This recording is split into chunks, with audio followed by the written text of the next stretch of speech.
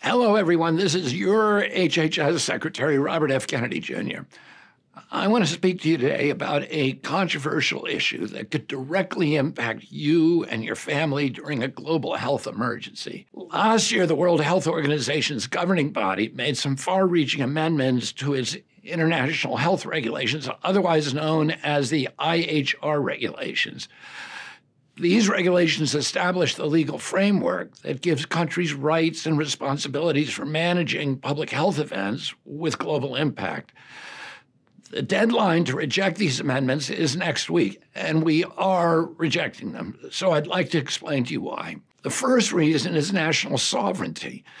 Nations who accept the new regulations are signing over their power in health emergencies to an unelected international organization that could order lockdowns, travel restrictions, or any other measures it sees fit. In fact, it doesn't even need to declare an emergency. Potential public health risks are enough for it to initiate action. If we're going to give the WHO that much power, we should at least invite a thorough public debate, especially since the agreement is an official treaty and it bypasses the U.S. Senate, which plays a key role in ensuring major international commitments receive proper democratic oversight. To make matters worse, the new regulations employ extremely broad language that gives the WHO unprecedented power. They require countries to establish systems of risk communication so that the WHO can implement unified public messaging globally. That opens the door to the kind of narrative management and propaganda and censorship that we saw during the COVID pandemic. We don't want to see that kind of system institutionalized even further. The agreement also contains provisions about global systems of health IDs, vaccine passports, and a centralized medical database. It lays the groundwork for global medical surveillance of every human being. Maybe if the WHO were an infallible authority, untainted by industry influence, we would consider accepting the new regulations. Unfortunately, the COVID pandemic demonstrated otherwise.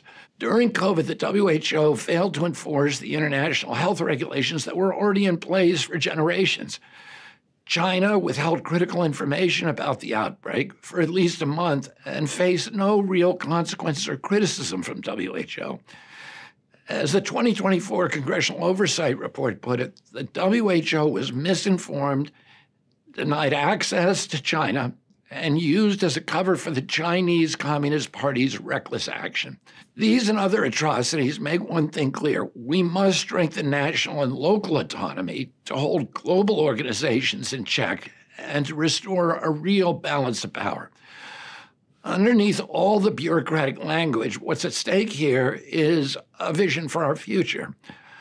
Are we going to be subjects to a technocratic control system that uses health risks and pandemic preparedness as a Trojan horse to curtail basic democratic freedoms? Do we want a future where every person, every movement, every transaction, and every human body is under surveillance at all times? Now, I don't want to be too alarmist. The new regulations aren't in themselves medical totalitarianism. In fact, they were perhaps written with good intentions, but they are definitely a step in the wrong direction. That's why we're rejecting the amendments, not only on behalf of our own citizens, but the whole world. After all, America could simply ignore the WHO, but few other countries are as powerful as the United States. Even though many of these amendments are phrased to be non-binding, as a practical matter, it's hard for many countries to resist them, especially when they are dependent on the WHO funding and its partnerships. That's why we're taking leadership to stop an agreement that's bad for the entire world. I want to be clear that in rejecting these amendments, President Trump and I are not rejecting international cooperation. We can cooperate with other nations without jeopardizing our civil liberties, without undermining our Constitution, and without ceding away America's treasured sovereignty. That's my commitment to you. That's President Trump's commitment to you. Thank you, and God bless you all, and God bless our country. Produced by the U.S. Department of Health and Human Services.